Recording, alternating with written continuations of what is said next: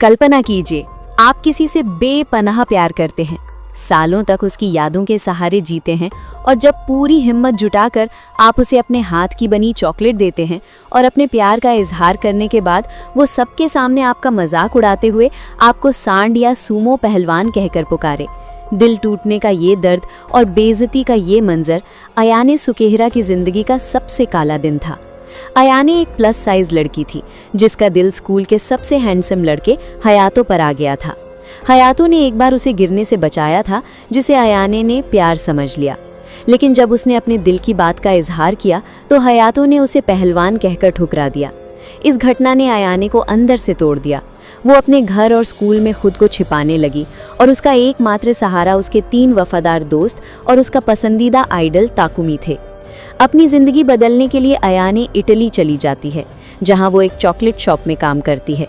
वहां उसे कोई उसके वजन के लिए नहीं टोकता।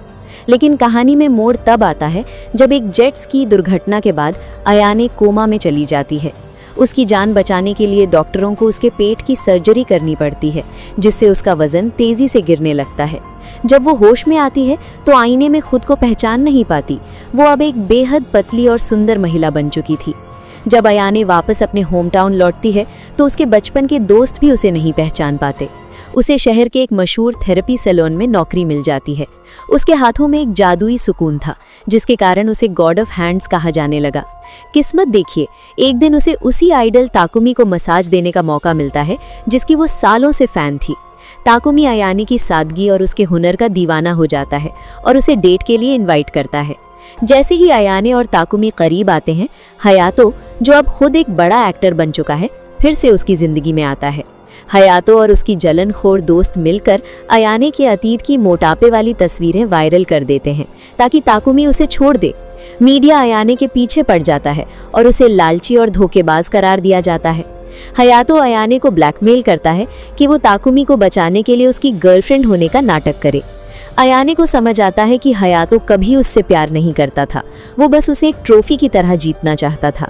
अयाने पूरी हिम्मत जुटाकर हयातो को तमाचा जड़ती है और अपनी पुरानी पहचान को गर्व से स्वीकार करती है।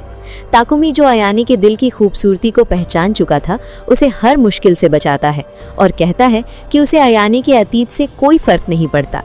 कहानी का अंत बहुत ही प्यारा है। अयाने खुद को पूरी तरह स्वीकार करती है और तय करती है कि वो किसी के पीछे भागने के बजाय खुद को और बेहतर बनाएगी। ताकुमी उसका इंतजार करने का वादा करता है। ये कहानी हमें सिखाती है कि असली खूबसूरती वजन या चेहरे में नहीं, बल्कि आपके आत्मविश्वास और आपके हाथों के हुनर में होती है।